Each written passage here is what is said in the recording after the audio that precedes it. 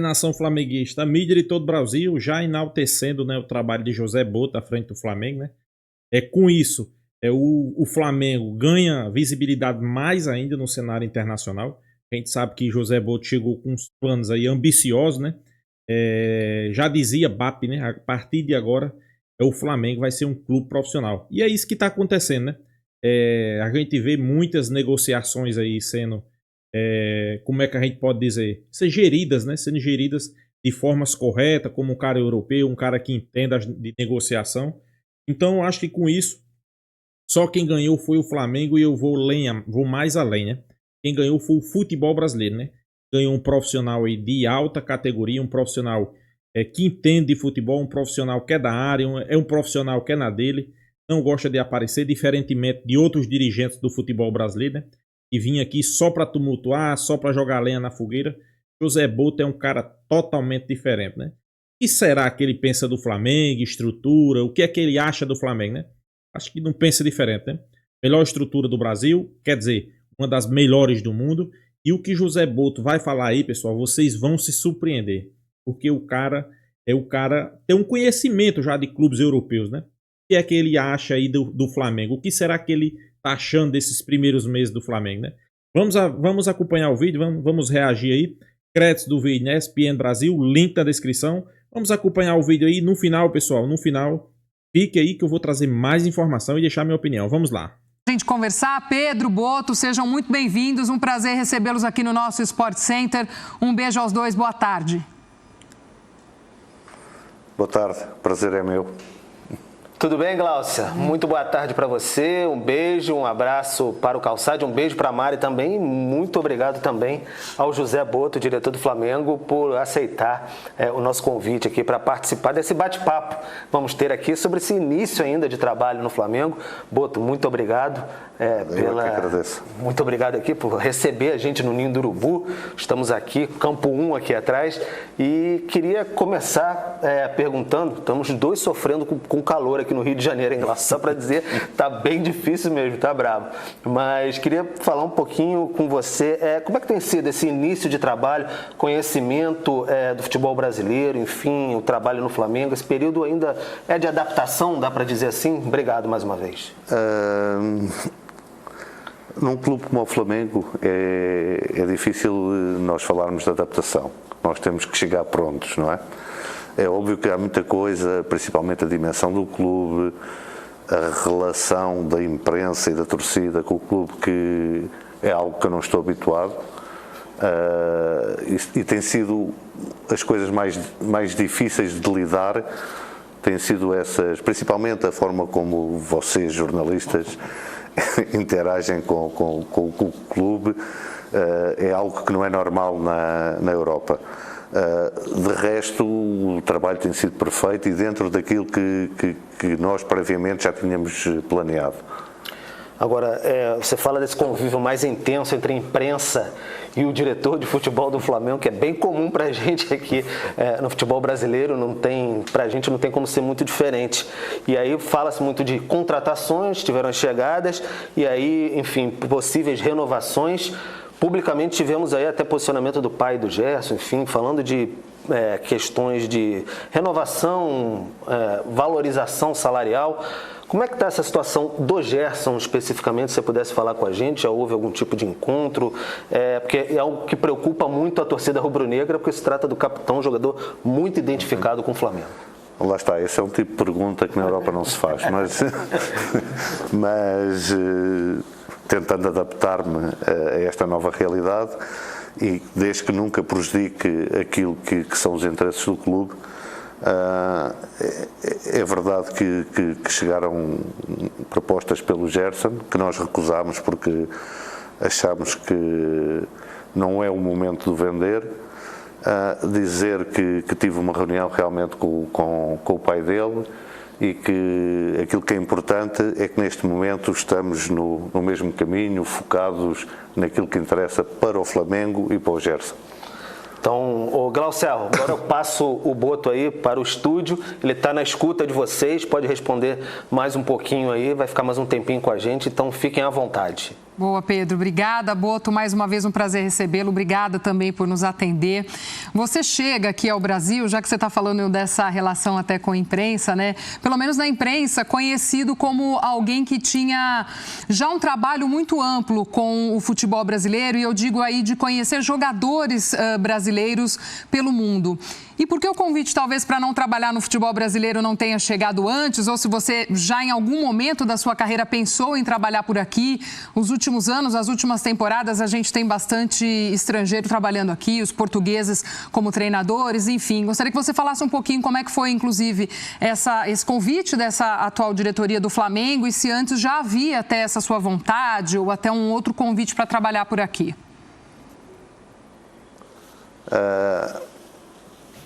Eu já tinha expressado, até penso que aqui neste canal, que era um futebol que me seduzia. Porquê? Eu acho que de 3 fatores que nós devemos considerar de importantes no futebol, vocês têm 2 que são fundamentais ao mais alto nível, que é bons jogadores e uma torcida apaixonada. E talvez vos falte um pouco de organização, e quando digo organização, refiro-me também dentro de campo, alguma organização tática. Muita organização. E por isso, talvez o sucesso de muitos treinadores portugueses, que até espanta um pouco os portugueses, porque não eram treinadores de uma primeira linha em Portugal. Mas eu já tinha demonstrado, inclusive nesta casa aqui, essa vontade, essa curiosidade de trabalhar no futebol brasileiro.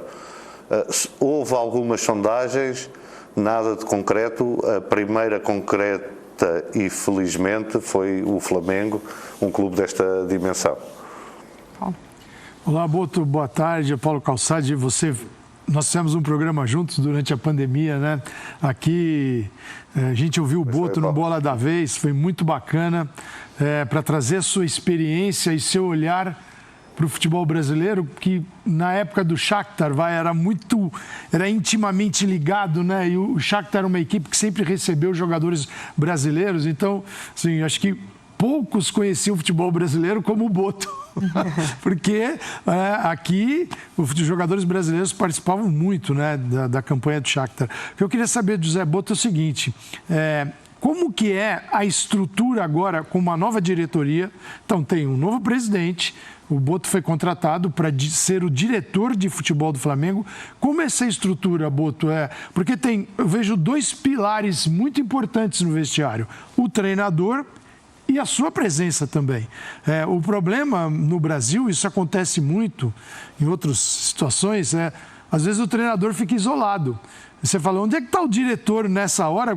A voz do diretor é muito importante no vestiário também. Então eu queria saber como é essa estrutura do Flamengo, incluindo o seu cargo hoje em relação a jogadores, aos comandos, a toda a elaboração do que vem de temporada. Como é que as coisas funcionam hoje no Flamengo? Pois foi essa entrevista que tivemos, essa bola da vez, foi muito interessante. Na altura o Shakhtar tinha 14 jogadores brasileiros. E como é óbvio, para termos esse número de jogadores brasileiros, ainda por cima jogadores jovens, que muitos deles nem nunca tinham jogado na Série A e que passado 3 meses de serem contratados estavam a jogar na Champions League. Lembro que falámos sobre isso. Mas é óbvio que tinha e tenho um bom conhecimento do futebol brasileiro, até de algumas questões culturais em relação aos jogadores, por ter lidado muito com os jogadores brasileiros. Em relação à estrutura, a estrutura é simples, é uma estrutura baseada muito naquilo que se faz na Europa. Existe um presidente, que é realmente quem comanda o clube, e que depois delega num diretor para o futebol, pode chamar diretor técnico, podem chamar diretor desportivo, aqui é diretor técnico, no nosso caso, que é quem comanda o futebol do clube. A minha visão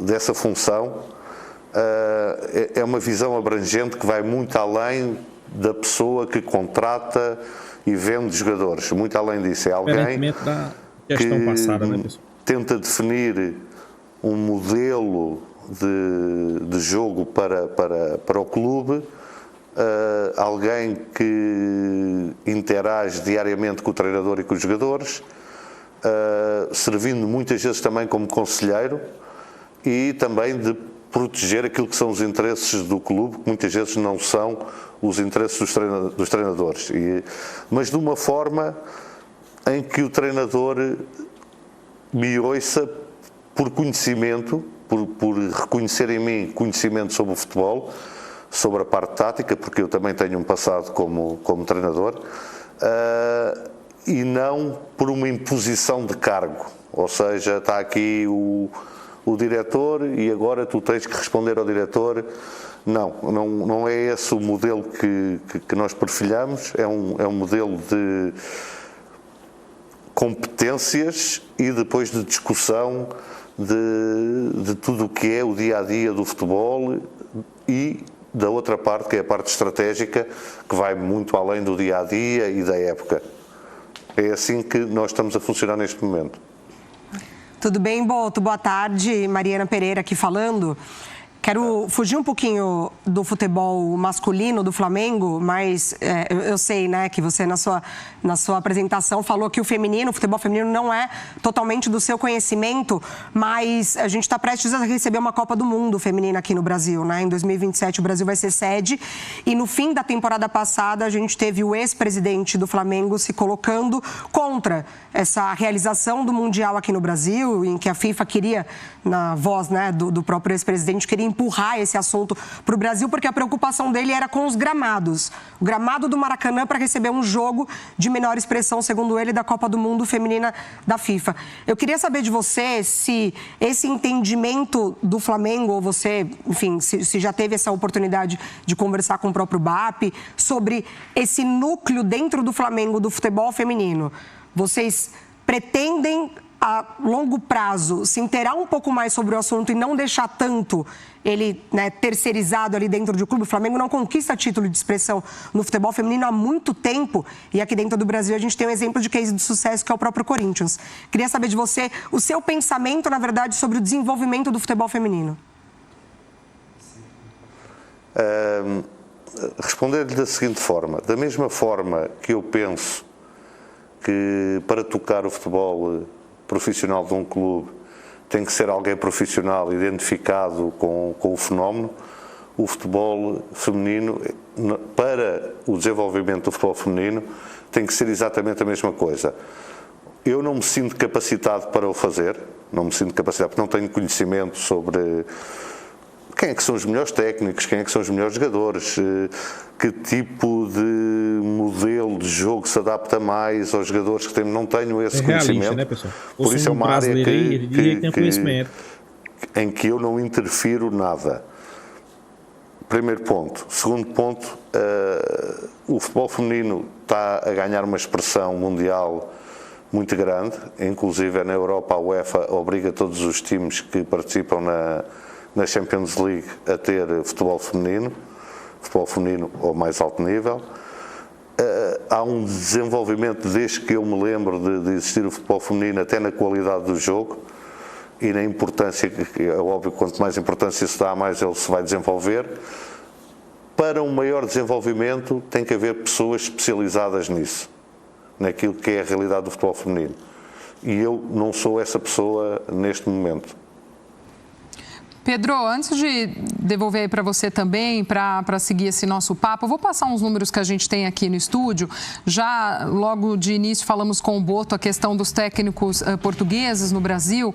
A gente traz desde 2019 quantos técnicos a gente tinha estrangeiros no país e quantos deles eram portugueses. Em 19, 2 estrangeiros e 1 português. Em 20, o Boto até cita essa questão do sucesso que os portugueses tiveram aqui no Brasil, talvez muito por conta do que você mesmo disse, né, Boto, dessa falta até de estrutura técnica no trabalho, enfim. Você chega com uma nova diretoria nesse Flamengo e havia nessa transição a dúvida se de fato Felipe Luiz ficaria ou não. Você participou até dessa decisão em ficar com o Felipe Luiz no cargo como treinador do Flamengo? E aí, se sim, por que a escolha dele, né? Um jovem treinador, a gente viu como impactou muito rapidamente o trabalho dele nesse elenco, mas um cara que na visão de vocês também é muito promissor e tinha esse perfil até do que vocês gostam para trabalhar. Gostaria que você explicasse um pouquinho essa relação e essa escolha pela permanência do Felipe. Ainda bem que me dá a oportunidade de falar sobre isso, porque eu acho que quando falei isso fui mal interpretado. E volto a referir, quando comecei a falar com o BAP sobre a possibilidade de vir para aqui, uma das questões que eu coloquei, porque para mim não faz qualquer sentido eu ser o diretor técnico e não trabalhar com um treinador que eu confie, que tenha a mesma maneira de pensar que eu, não faz qualquer sentido. Isso para mim é meio caminho andado para o insucesso. Eu pus como condição ter uma voz bem ativa na escolha do treinador. Posso-vos dizer que nessa altura nem o Filipe era treinador do Flamengo, do time principal. E depois, como é óbvio, porque haviam essas conversas, eu segui ao Flamengo de uma forma atenta, estudando não só o elenco, mas estudando também aquilo que o treinador ia dando. E desde muito cedo percebi que, para a realidade do Brasil, ele era muito diferenciado mesmo. Ouvia com muita atenção as coletivas, não é? As coletivas que ele fazia, que dão muitos indicadores para quem ouve com muita atenção sobre os conhecimentos técnico-táticos de um treinador. E quando chegou à altura de termos que tomar uma decisão, tal como o BAP me tinha prometido, passou muita decisão para cima de mim, eu achei por bem, não por feeling, também existia algum feeling, mas por um estudo que já tinha feito dele, de ficar com ele. E hoje, eu volto a dizer isto, também acho que já disse isto mais que uma vez, o Filipe tem todas as características de um treinador de alto nível, e eu já trabalhei com alguns. E a primeira dessas características é ele ter a noção que tudo aquilo que ele foi como jogador de futebol, e que foi um jogador de altíssimo nível, tem pouco transfer para a profissão que ele tem agora. E quando tu tens isso bem claro na tua mente, é meio caminho andado para te tornares melhor técnico, porque isso vai-te obrigar a estudar, a ser inquieto, a perceber porque é que alguém faz isto e o outro faz aquilo. E ele é realmente alguém muito inquieto, alguém que tem uma sede de conhecimento enorme, e essa, para mim, é a principal característica dos grandes treinadores. Por isso eu dizer que ele vai ser, na minha opinião, ele vai ser o treinador que vai mudar a cara do treinador brasileiro na Europa. Ou seja, a imagem que a Europa tem dos treinadores brasileiros, ele vai ser quem vai mudar. E isto não quer dizer que não existam outros treinadores brasileiros com muita valia, muito conhecimento. Se calhar nunca lhes foi dada, foram oportunidades para o demonstrar. E ele vai virar essa imagem que na Europa se tem do treinador brasileiro.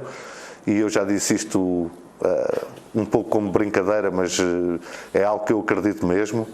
O Filipe vai ser quem vai acabar com a hegemonia dos treinadores portugueses aqui no Brasil. Pedro, fica à vontade. Pessoal, isso são palavras de Boto, né?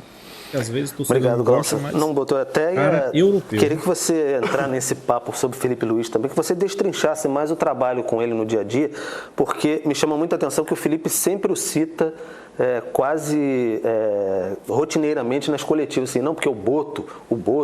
Então parece um trabalho muito entrosado de vocês, assim.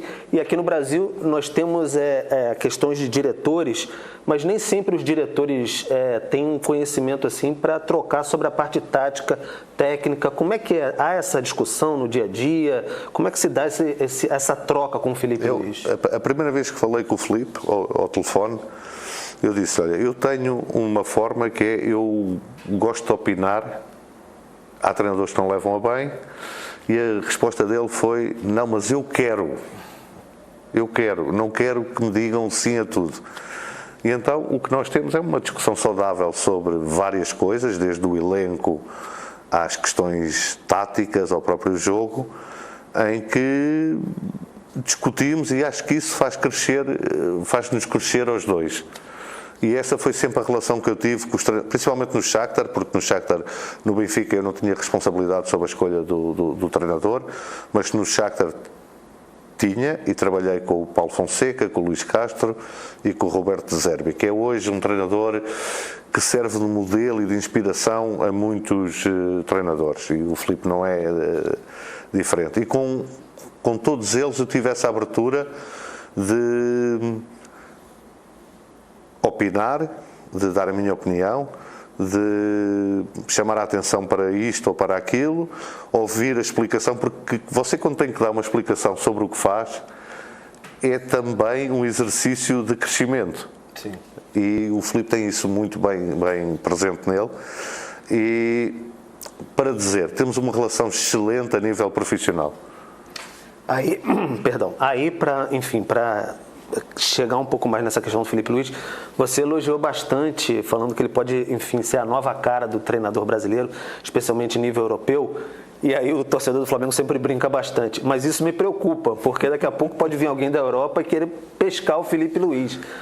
Aí eu te pergunto, como é que o Flamengo pode se preparar para isso? Que o Filipe Luís, saia do Flamengo ou não saia, mas se sair daqui a 3 anos que seja, como é que o Flamengo pode se preparar a isso, estruturando de repente a base, formar um novo treinador? Como é que está essa reformulação da base também, estruturar todo o departamento de futebol, modelo de jogo, como é que está se dando essa participação, que tem até a participação do Filipe Luís, como é que o clube planeja isso para se preparar também? Aquilo que eu posso dizer é que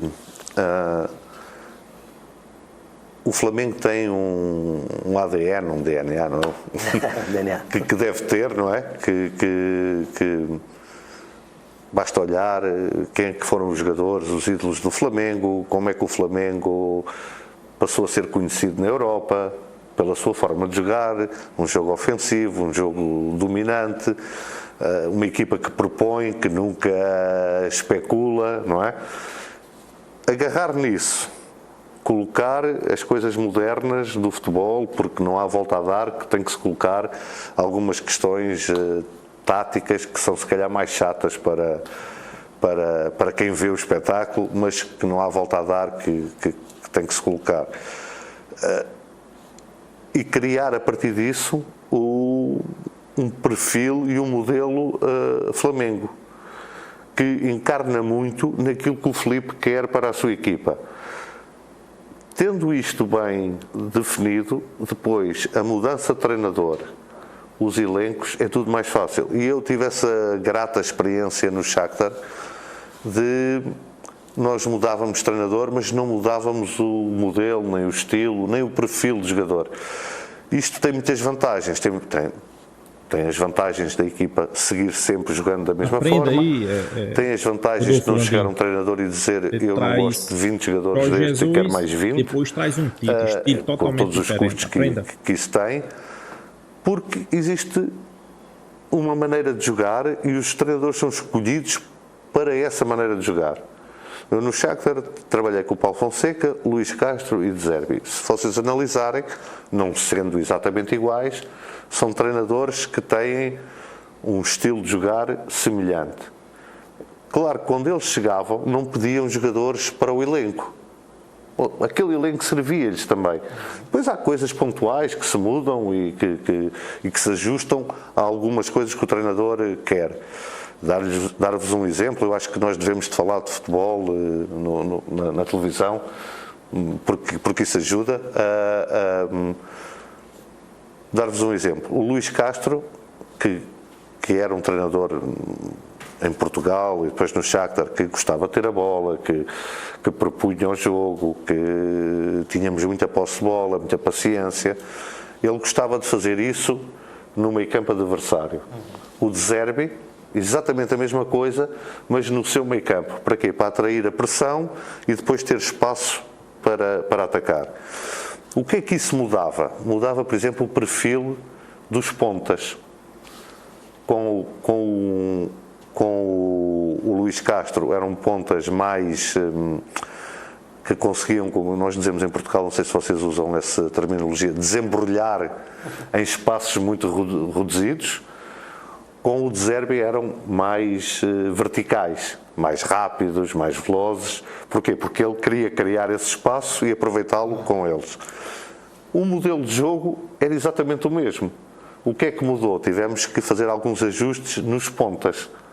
Não é? Enquanto no tempo do Luís Castro, um jogador como o Marlos, que depois aqui no Brasil acho que ainda jogou aqui no Atlético Paranaense.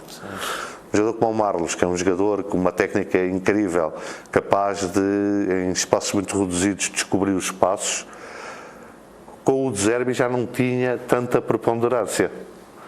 E então eram pequenos, mas são pequenos ajustes, lá está, você faz de ano para ano 2, 3 contratações sem grandes revoluções e sem gastos. Essa é a ideia que nós temos também para o Flamengo. Felizmente o Filipe tem esse modelo de jogo. Quem vier a seguir ao Filipe vai ter um modelo de jogo parecido. Em relação aos torcedores do Flamengo, não estejam preocupados, nem eu nem o Filipe estamos preocupados com isso. Estamos preocupados em dar alegrias à torcida, em vermos as pessoas felizes, como temos visto nestes últimos jogos, não só pelos resultados, mas também pela forma como os conseguimos. Agora, só mais uma antes de devolver para o pessoal lá no estúdio, a questão até do perfil de contratações, porque muito se bateu na tecla, até a Glaucia falou, questão de scout. Você trouxe o Juninho, tem também o Danilo, falou-se muito em Jorginho também, mas o perfil de uma próxima janela, a janela ainda não fechou, faltam 10 dias, se eu não me engano. Faltam uns dias, infelizmente. Se para uma próxima janela, o perfil já vai ser diferente, o scout mudando, enfim, você é mais tempo no clube, como é que você imagina que o trabalho na janela do Flamengo vai ser diante de tudo isso? Eu, quando me sentei pela primeira vez com o Filipe, dissecámos o elenco de alto a baixo e de baixo para cima e de todas as maneiras efetivas.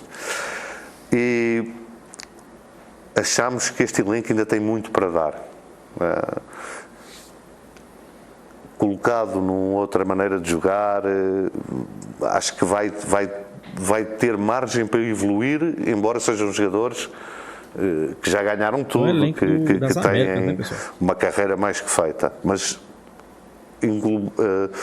colocando eles num modelo diferente de jogo, acho que podemos extrair mais deles. Essa foi a nossa grande ideia. Então a grande preocupação na janela foi manter este elenco, ou seja, manter aqueles jogadores que nós achávamos fundamentais manter. E não foi fácil. Parece que nós tivemos uma janela tranquila, em que trouxemos 2 jogadores, mas não foi fácil manter muitos destes jogadores. Houve muitas abordagens, muitas ofertas oficiais sobre muitos dos nossos jogadores. Felizmente na imprensa só vazaram 2 ou 3. É um bom trabalho nosso aqui também. Mas conseguimos convencer os jogadores a ficarem e a fazerem mais história ainda, ou fazerem história pelo Flamengo. Essa foi o grande objetivo da janela. Depois foi colocar ali um pouco mais de qualidade ou de, por exemplo, no caso do avançado, ter um avançado com características diferentes das do Pedro, que permitisse a equipa ter algumas nuances táticas contra alguns adversários e dar alguma estabilidade cá atrás com a saída do Fabrício, com um jogador que dispensa apresentações, não é? Por onde passou, pelo que ganhou, por aquilo que entrega, não só dentro de campo, mas fora de campo. Foram 2 contratações cirúrgicas e feitas com plena consciência daquilo que precisávamos. Depois, se elas dão certo ou não, isso eu não conheço nenhum clube do mundo que acerte todas, mas foram feitas com objetivos bem delineados. Nação, entrevista muito boa aí, né, de José Boto. Debater alguns assuntos que ele trouxe aqui, né, que ele abordou. Pessoal, acho que primeiramente a gente percebe o nível de um profissional europeu, né? Não vê José Boto querendo aparecer quando termina jogo. Você não vai ver José Boto quando ganha título, ele querendo aparecer. Eu sei que muitos vão dizer, não, mas ele não ganhou nada, ele ganhou. Já ganhou, pessoal. Você não viu, né? Vocês não viram ele aparecendo, né? Querendo aparecer, dando recado para time adversário, né? Dando recado para jogador. Você não vai ver. Por quê? Não sei se vocês lembram. Quando o BAP assumiu o Flamengo, uma das principais coisas do BAP, né? É que o Flamengo não tinha um diretor de futebol profissional, que era Marcos Braz. E eu assino embaixo. Ganhou o que ganhou, fez boas contratações, mas, vamos dizer assim, a soberba subiu na cabeça. Como subiu para muito torcedor também, né? Vamos ser realistas, né? A soberba subiu na cabeça, pessoal. Marcos Braz, Landim, senhor Gabigol. Soberba subiu na cabeça, e você sabe quando a soberba sobe na cabeça, o presidente do clube acha que é Deus. Marcos Braz achava que era o Bambambam. E do mesmo jeito era Gabigol, né? Então, pessoal, esse aí era um dos motivos que o Flamengo não ganhou mais título, né? Problema com Gabigol. A gente via, né, que ele dizia que reclamava porque tá jogando mal, que não tinha oportunidade. Tá aí, tá tendo oportunidade, tá jogando a mesma bolinha. Só faz gol de pênalti. E Marcos Braz era aquele cara tumultuado, né? Ele mesmo tumultuava o elenco do Flamengo, né? Couto é um profissional.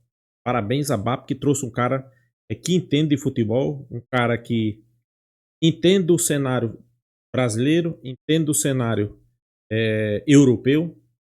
É um cara que é inteligente, é um cara que, como a gente pode dizer, tem a manha, né, do negócio.